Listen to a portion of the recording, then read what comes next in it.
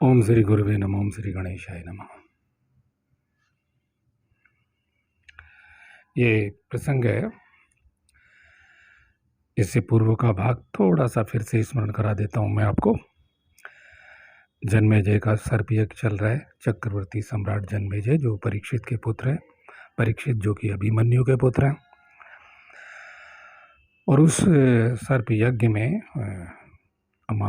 तमाम ऋषि मुनि आए हुए हैं, अनेक राजा महाराजा आए हुए हैं, और वहाँ उनका इतिहास सृष्टि के आरंभ से लेकर के और ये क्षत्रियों का, सभी जातियों का, कीट पतंग, पेड़ पौधे, देवी देवता, लोक लोकांतर, जो भी जैसा है सृष्टि के आदि से लेके और उसके बाद के जो राजा हैं और वंशावली, सारांश रूप में मुख्य राजाओं का और इनकी वंशावली पूरी क्षत्रियों की, जो इससे पूर्व के भाग आप सुनते आए हैं, और समुद्र मंथन आदि की जितनी कथाएं हैं जो सब एक क्रम से जुड़ी हुई, इसके बाद क्या हुआ, इसके बाद क्या हुआ, इसके बाद क्या हुआ, वो आप सुनते आए हैं। तो कड़ी ना टूट जाए इसलिए मैं थोड़ा सा पूर्व प्रसंग आपको बोल रहा हूँ। अब आगे। उन ऐश्वर्यशाली मुनियों की बात सुनकर आकाश से फूलों की वर्षा होने लगी और देवताओं की दुंदुभियां बज उठी। भीष्म और धृतराष्ट्र के द्वारा अपना लिए जाने पर पांडवों ने उनसे अपने पिता की मृत्यु का समाचार बताया। तत्पश्चात पिता की और दैहिक क्रिया को विधि पूर्वक संपन्न करके पांडव वहीं रहने लगे। मेरे श्रोताओं, और दैहिक, जैसे ऊर्गमन की बात करते हैं, और दैहिक क्रियाओं को यानी कि परलोक गमन की क्रिया को विधि पूर्वक संपन्न करके पांडव वहीं रहने लगे। पांडव जो कि अभी छोटे हैं, इससे पूर्व भाग में आप सुनते आए हैं।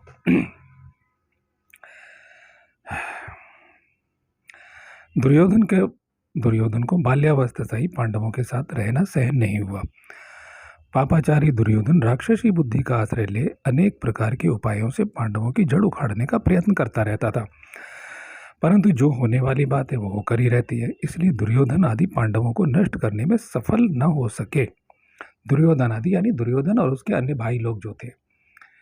और इससे पूर्व प्रसंग में आप सुन चुके हैं, 4 प्रधान जो भाई हैं वो, उनके नाम 100 पुत्रों में।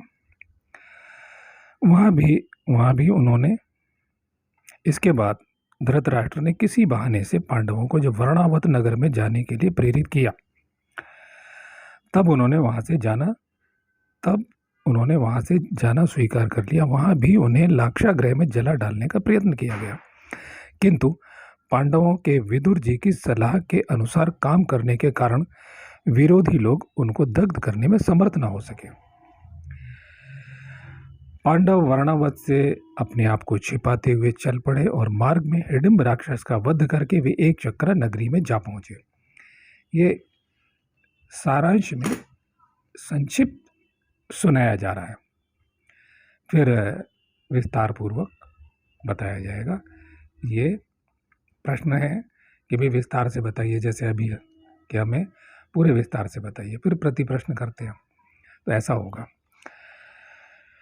एक चक्रा में बक नाम वाले राक्षस का संहार करके पांचाल नगर में चले गए। वहां पांडवों ने द्रौपदी को पत्नी रूप में प्राप्त किया, फिर अपनी राजधानी हस्तिनापुर में लौट आए। वहां कुशल पूर्वक रहते हुए उन्होंने द्रौपदी से 5 पुत्र उत्पन्न किए। युधिष्ठिर ने प्रतिविंध्य को, भीमसेन ने सुतसोम को, अर्जुन ने श्रुतकीर्ति को, नकुल ने शतानीक को और सहदेव ने श्रुतकर्मा को जन्म दिया। ये पांडव की वंशावली। इससे पहले दक्ष प्रजापति की वंशावली आपने सुनी। इसके बाद पुरुवंश, ययाति, नहुस के पुत्र ययाति, और ययाति, संयाति, तरियाति, जितने वो भाई थे, 10 भाई थे, उनमें से ये यति संप्रदाय जो है, मैंने बता दिया। अब पूछोगे शायद लोगों को ना पता हो, तो जो पहले सबसे बड़े भाई थे यति, वो सन्यासी हो गए थे। उसके बाद में और जो 10 भाई थे सबके वर्णन है, उसके बाद ययाति का नंबर आया नहुस के पुत्रों में। तो इस तरह से ये वंश चला। ये जाति से पूर्व उनकी आपने प्रेम कथाएं सुन ली हैं। शुक्राचार्य की पुत्री देवयानी और वृषपर्वा राक्षस राज की शर्मिष्ठा की ये कथाएं आप सुन चुके हैं, उनसे जो वंश चला है। और उसी में मैं बता चुका हूँ कई बार, 2-3 बार पुनः, कि उन्हें शापग्रस्त किया गया, शाप दे दिया था। तो मलेच्छ जो है और एक यदु से यादवों की उत्पत्ति, ये सब इसलिए थोड़ा ध्यान रखते हुए मैं आगे बढ़ रहा हूँ। मलेच्छों से फिर इन्हीं के कुल में 1400 साल पहले मुसलमान, ये महामद कहा गया है शास्त्र में, महामद ही मोहम्मद है। तो ये सारा आपने सुना है और यत्र तत्र ये मिलते हैं। मैं मूल महाभारत का जो प्रथम खंड है वो आपके सामने क्रमानुसार रख रहा हूँ और प्रस्तुतिकरण के लिए कुछ कुछ उदाहरण दे देता हूँ, तथ्य खोल करके बताता हूँ। तो युधिष्ठिर ने शिवी देश के राजा गोवासन की पुत्री देविका को स्वयंवर में प्राप्त किया और उनके गर्भ से एक पुत्र को जन्म दिया जिसका नाम योधेय था। भीमसेन ने भी काशीराज की कन्या बलंधरा के साथ विवाह किया। उसे प्राप्त करने के लिए बल एवं पराक्रम का शुल्क रखा गया था, अर्थात ये शर्त थी कि जो अधिक बलवान होगा वही उसके साथ विवाह कर सकता। भीमसेन ने उसके गर्भ से एक पुत्र उत्पन्न किया जिसका नाम सवर्ग था। अर्जुन ने द्वारका में जाकर मंगलमय वचन बोलने वाली वसुदेव की बहन वासुदेव अर्थात भगवान कृष्ण की बहन सुभद्रा को पत्नी रूप में प्राप्त किया और उसे लेकर कुशल पूर्वक अपनी राजधानी में चले आए। वहां उसके गर्भ से अत्यंत गुण संपन्न अभिमन्यु नामक पुत्र को उत्पन्न किया जो वसुदेव नंदन भगवान श्री कृष्ण को बहुत प्रिय था।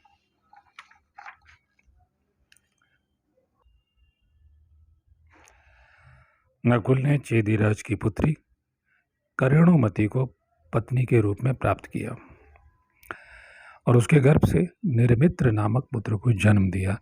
सहदेव ने भी मद्र देश की राजकुमारी विजया को स्वयंवर में प्राप्त किया।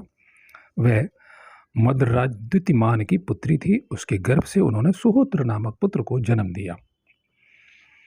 भीमसेन ने पहले ही हिडम्बा के गर्भ से घटोत्कच नामक राक्षस जातीय पुत्र को उत्पन्न किया। इस प्रकार ये पांडवों के 11 पुत्र हुए। उनमें से अभिमन्यु का ही वंश चला, बाकी के वंश नहीं चले। अभिमन्यु ने विराट की पुत्री उत्तरा के साथ विवाह किया और उसके गर्भ से अभिमन्यु के एक पुत्र हुआ जो मरा हुआ था। पुरुषोत्तम भगवान श्री कृष्ण के आदेश से कुंती ने अपनी गोद में ले लिया और उन्होंने यह आश्वासन दिया कि 6 महीने के इस मरे हुए बालक को मैं जीवित कर दूंगा। 6 महीने यानी 6 महीने का गर्भ वो रह चुका था, पेट में 6 महीने से वो था। और कथा आपको पता है, मेरे विज्ञ श्रोता हैं, कि ब्रह्मास्त्र केंद्रित करके उत्तरा के गर्भ पे छोड़ दिया था अश्वत्थामा ने और भगवान कृष्ण ने उसे शाप दिया था हजारों साल तक यूं ही भटकते रहो। तो उन्होंने यह आश्वासन दिया कि 6 महीने के इस मरे हुए बालक को मैं जीवित कर दूंगा। अश्वत्थामा के अस्त्र की अग्नि से झुलसकर वह असमय में यानी समय से पहले ही पैदा हो गया था। आज भी बच्चे समय से पहले पैदा हो जाते हैं और वो नर्सरी में रखे जाते हैं। उसमें बल, वीर्य और पराक्रम नहीं था, परंतु भगवान श्री कृष्ण ने अपने तेज से जीवित कर दिया। उनको जीवित करके वे इस प्रकार बोले, इस कुल के परिक्षीण नष्ट होने पर इसका जन्म हुआ है, अतः यह बालक परीक्षित के नाम से विख्यात हो।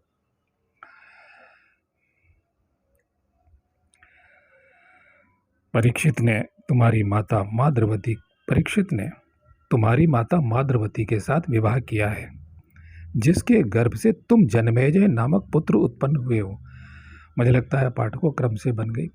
ये चक्रवर्ती सम्राट जन्मेजय को वैशंपायन के प्रमुख शिष्य, वैशंपायन यानी भगवान व्यास के जो शिष्य हैं, व्यास जी के जो शिष्य हैं, वैशंपायन, जैमिनी और पैल, उनमें से जो प्रमुख है वैशंपायन, वो ये उनका वंश और महाभारत की जो घटना बीत चुकी है वो सारी चक्रवर्ती सम्राट जन्मेजय को सुना रहे हैं। इसलिए ऐसा बोला कि उनके गर्भ से तुम्हारी माता माद्रवती के साथ विवाह किया, जिसके गर्भ से तुम जन्मेजय नामक पुत्र उत्पन्न हुए हो। यहाँ तक का उन्होंने बता दिया, ठीक है। और तुम्हारी पत्नी वपुष्ट माँ के गर्भ से 2 पुत्र उत्पन्न हुए हैं, शतानिक और शंकुकर्ण। शतानिक की पत्नी विदेह राजकुमारी के गर्भ से उत्पन्न हुए पुत्र का नाम है अश्वमेध दत्त। और यह कथा जब यज्ञ चलता था उसके बीच में जो अंतराल होता था, समय बचता था, उस समय में ये कथा कही गई है। ये मेरे श्रोता ध्यान रखेंगे। अब यहाँ बड़ी महत्वपूर्ण बात है।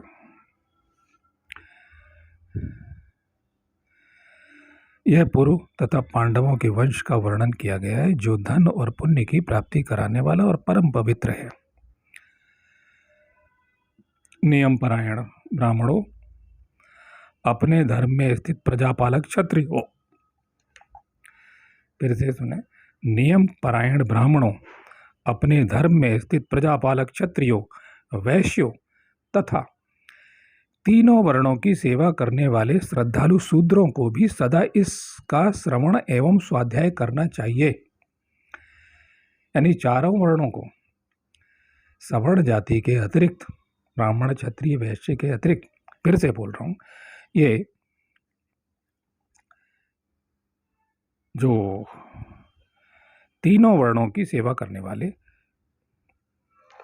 नियमपरायण ब्राह्मण हो गया, अपने धर्म में स्थित प्रजापालक क्षत्रिय, जो प्रजा का पालन करता है वो क्षत्रिय हो गया, वैश्य व्यापार का स्वामी, आप जानते हैं, और तीनों वर्णों की जो सेवा करे, कई प्रकार से सेवा करते हैं, वो आपको पता है, उसे कहने की जरूरत नहीं है। ना ही हमारे बाल काटता है, बड़े हमारी लकड़ी का काम करता है, अन्य प्रकार की जितनी प्रकार की सेवाएं हैं, लोहे का काम लोहार करता, अन्य जितने प्रकार के कर्म हैं, जितनी ये जातियां हैं, प्रजातियां हैं, अनुजातियां हैं, तीनों वर्णों की सेवा करने वाले श्रद्धालु शूद्रों को भी सदा इसका श्रवण सुनना चाहिए एवं स्वाध्याय करना चाहिए, अध्ययन मनन चिंतन करना चाहिए। स्वाध्याय यहाँ ये है, स्वाध्याय वो अलग जो मैंने पिछले प्रसंगों में नहीं बताया कि वो स्वाध्याय कौन सा है, वो स्वाध्याय कौन सा है जो पतंजलि कहते हैं स्वाध्यायात इष्ट देवता संप्रयोगः, अर्थात परम ब्रह्म परमेश्वरी स्वाध्याय करने से इष्ट देवता संप्रयोगः, जो इष्ट देवता है संपूर्ण रूप से साक्षात सशरीर वह ब्रह्म शक्ति, ईश्वरीय शक्ति, वह योग माया या शिव पुरुष, जो भी शिव का स्वरूप है, नारायण का स्वरूप है, जो जिसका इष्ट देवता साक्षात प्रकट होगा भली भांति है, तो वो अलग है। तो ये भेद है स्वाध्याय के, यहाँ सामान्य शब्द प्रयोग किया गया है। और ओशो जैसे तो स्वाध्याय मैंने पढ़ के भी बताया पिछले अंकों में, दूसरे चैनल पे भी, स्वाध्याय माने अपना अध्ययन, अपना अध्ययन, अपना अध्ययन करो। तो कुछ सूत्र हैं, और पतंजलि वो तमाम ऋषि मुनियों का सारांश है जो पीछे से चली आ रही है परंपरा, सतयुग से लेके त्रेता द्वापर, सभी ऋषि मुनियों का सारांश क्रमबद्ध कर दिया, सारांश उन्होंने। गीता भी वैसा ही का वैसा ही है सारांश। तो यहाँ ये तथ्य विचारणीय है। कौन सा तथ्य विचारणीय है कि आप ये सोचिए कि बड़ा कुछ कहा जाता है कि शूद्रों को, यानी अन्य जातियाँ, सवर्ण जाति के अतिरिक्त जो जातियाँ हैं उन्हें शास्त्र नहीं पढ़ने दिए गए। अभी प्रसंग चला था वो शंभुक का, ये जो एक क्लास लगाता है जिसने सीता माँ पे भी अभी आक्षेप किया था, राम पे आक्षेप किया था, तो लोग तमाम की शंभुक के कान में वो अच्छा नहीं लगता कि वो एक वचन सुन लिया था। तो ये तो सारा सार है, कभी मना नहीं किया गया। और ये मैं पढ़ रहा हूँ शूद्रों को अधिकार दिया गया है और बोला गया है इस पर, और अभी अनेक बार, एक बार नहीं, ये असली संपूर्ण महाभारत है। वेंकटेश प्रेस का ले लीजिए बम्बई की, या गीता प्रेस गोरख, वो संपूर्ण सारांश नहीं, टुकड़े टुकड़े नहीं, खंड नहीं, संपूर्ण लीजिए, जो 1,00,000 श्लोकों का है लगभग। और इसके जो अनुवादक हैं, मैं तो उसका जो तत्व है जो समझ में ना आए उसको खोल के बता रहा हूँ। तो और आपने मुझे प्रेम दिया है, लोगों की टिप्पणियाँ, बुद्धिमान लोग या अतिरिक्त, जो मुझे पसंद करेगा वो भीड़ मुझे नहीं पसंद करेगी। अतिरिक्त लोग ही, जो अतिरिक्त चेतना रखते हैं, वही लोग टिप्पणियाँ करते हैं। मुझे पसंद करेगा वो खाली शब्दावली पे नहीं जाएगा, जो ठोस तत्व पसंद करेगा वही मुझे पसंद करेगा। तो आपके इस प्यार से मुझे समझ में आया है कि कुछ अच्छे बुद्धि वाले, अच्छे असली जिज्ञासु वो मुझे पसंद करते हैं, और जिन्हें शब्द चाहिए वो और दूसरों को पसंद करेंगे।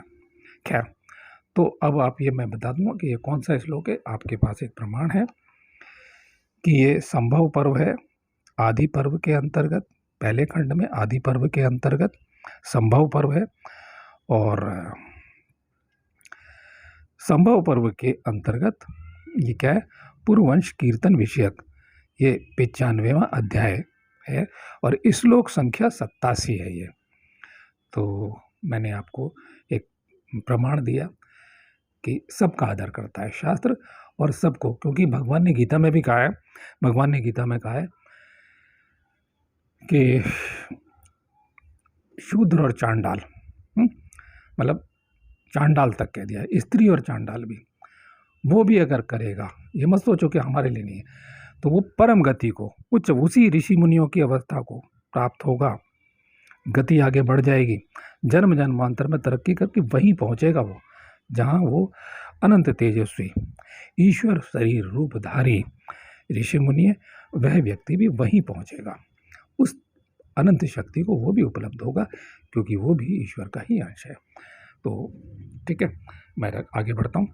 जो पुण्यात्मा मनुष्य मन को वश में करके ईर्ष्या को छोड़कर सबके प्रति मैत्री भाव रखते हुए वेद पारायण होकर के इस संपूर्ण पुण्यमय इतिहास को सुनावेंगे अथवा सुनेंगे, वे स्वर्ग लोक के अधिकारी होंगे और देवता, ब्राह्मण तथा मनुष्यों के लिए सदैव आदरणीय तथा पूजनीय होंगे।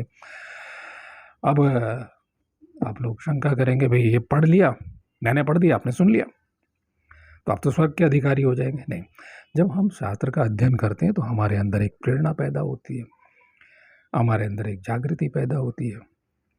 वो शब्द हमें चोट करते हैं, ये अग्निबाण है, ये जलाएंगे, ये आग है, आपकी चेतना को छुएगी। और जो आलतू फालतू लोग, ये 5,000 साल के बाद जो तमाम बड़ी लाइनें पैदा हो गई हैं, जिनको नाम क्या लेना, बहुत नाम ले चुका हूँ, कई दफ़े नाम लेने का उनका मन नहीं करता, तो वो जो खंडित चेतना के लोग पैदा हो गए हैं, जिन्होंने अपने अपने स्वयंभू गुरु निजी धर्म चला दिए गए हैं, जिनके पास शक्ति नहीं, जो पिटते हैं, कुटते हैं, गालियाँ खाते हैं, उनके नाम पे बड़े बड़े धर्म है।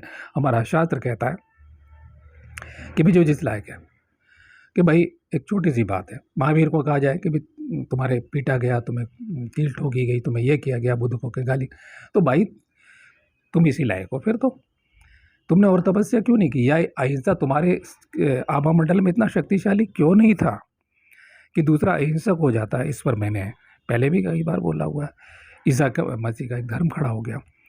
अगर मंसूर को मारा जाता तो भैया वो क्या है, तुम इसी लायक हो भाई, तुम्हें काटा जा रहा है, पीटा जा रहा है, हमारे ऋषि मुनियों की तो आंखों से अग्नि निकल जाएगी। वो कहते हैं पहले संयम करिए, मन वचन कर्म से उद्वेग न करने वाला भाषण करिए, नियमों का पालन कीजिए, फिर क्रोध करने लायक तो बनिए, तब वो आपका क्रोध दोष नहीं लगेगा। फिर आपका क्रोध परमात्मा का क्रोध है, परमात्मा भी तो क्रोध करता है, क्यों नहीं करता। मिनटों में पहाड़ टूट जाते हैं, भूकंप आ जाता है, सुनामी आ जाती है। घृणा, भगवान कृष्ण एक तरफ ये कह रहे हैं, लेकिन घृणा से उसे शाप दे रहे हैं, इसको अश्वत्थामा को शाप दे देते हैं। और भगवान कृष्ण क्या करते हैं, इतनी सारी बातें करते हैं, विराट स्वरूप दिखाते हैं, और उसके बाद इतना सारा संयम नियम बता रहे हैं, उसके बाद चक्र उठा के भीष्म पिता को मारने चल देते हैं। क्या दिखा रहे हैं, मतलब ये संपूर्णता है, जीवन संपूर्ण रूप से अनंत ब्रह्मांडीय शक्तियाँ संपूर्ण रूप से, मैं ही अपने आप को मार रहा हूँ, मैं ही राम हूँ, मैं ही रावण हूँ, ये एक समझाने के लिए, मैं स्वयं को मत समझ लेना, मैं एक साधारण व्यक्ति हूँ, शब्द मत पकड़िएगा, मैं समझाने के लिए कह रहा हूँ कि मैं तो अभी ABCD शुरू की है मैंने ज़िंदगी में, एक साधारण साधक हूँ, अपने गुरुदेव की चरण धूलि कृपा प्रसाद का एक कण मात्र हूँ, अभी शुरू किया, बिल्कुल नया नया। तो लेकिन ये शब्द नहीं कि यानी हमारे ही अंदर शुभ चेतना है और अशुभ चेतना है, कूड़ा कचरा दग्ध होता है, शुभत्व को प्राप्त होते हैं, तो ये सब। तो अब हाँ आगे आते हैं। तो हमारे क्या होगा, स्वर्ग और दिव्य लोक आगे वर्णन है ना, जैसे कि राजा ययाति का प्रसंग आया तो वो क्या, ब्रह्मादिक लोगों तक, और फिर लोक के बाद ब्रह्म चेतना में विलीन होना, कि इस लोक से आगे हम बढ़ते हैं और उसके बाद में ब्रह्म शक्ति में विलीन हो जाना, साक्षात उसमें जहाँ से हमारी उत्पत्ति उसमें विलय हो जाना। हम हैं भी और हम नहीं भी हैं। अब क्या, जो ब्राह्मण आदि वर्णों के लिए मात्सर्य रहित, जो ब्राह्मण आदि वर्णों के लिए मात्सर्य रहित मैत्री भाव से संयुक्त और वेद अध्ययन से संपन्न हो, श्रद्धापूर्वक भगवान व्यास के द्वारा कहे हुए इस परम पावन महाभारत ग्रंथ को सुनेंगे, वे भी स्वर्ग के अधिकारी और पुण्यात्मा होंगे। उनके लिए इस बात का शोक नहीं रह जाएगा कि उन्होंने अमुक कर्म क्यों किया और अमुक कर्म क्यों नहीं किया। इस विषय में यह श्लोक प्रसिद्ध है। यह महाभारत वेदों के समान पवित्र, आप महाभारत की महिमा समझिए, और कई बार इसके पुराने श्लोक देख लीजिए कि जो इसमें नहीं है वो कहीं नहीं है, जो इसमें नहीं है वो कहीं नहीं है।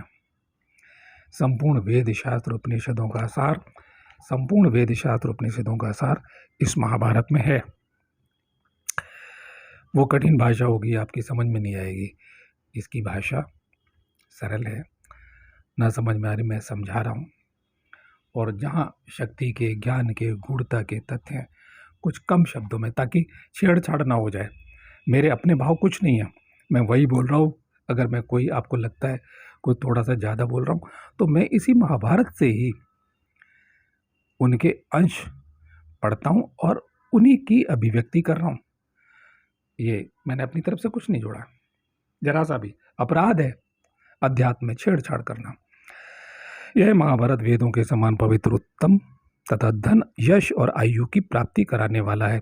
मन को वश में रखने वाले साधु पुरुषों को सदैव इसका श्रवण करना चाहिए। ऐसा श्रवण करने से आप जानिए इसके अंदर तंत्र भी आएगा। 4 वेद 4 ऋषियों पर प्रकट हुए, आप लोग जानते हैं, लेकिन शायद आप ना जानते हो। तंत्र, मुख्य 7 तंत्र, हो सकता है मैं नाम ना बताऊं, बहुत सारी चीज़ें इसमें कहा 7 तंत्र, नाम दिए होंगे तो बताऊंगा, लेकिन मैंने एडवांस में अग्रिम में पढ़ा हुआ है और वो उन्होंने लॉक कर दिया। उसकी चाबियां गुरु परंपरा से चल रही हैं। तो तंत्र भी इसके अंतर्गत है। ऋषियों की परंपरा में योग भी है और तंत्र भी है।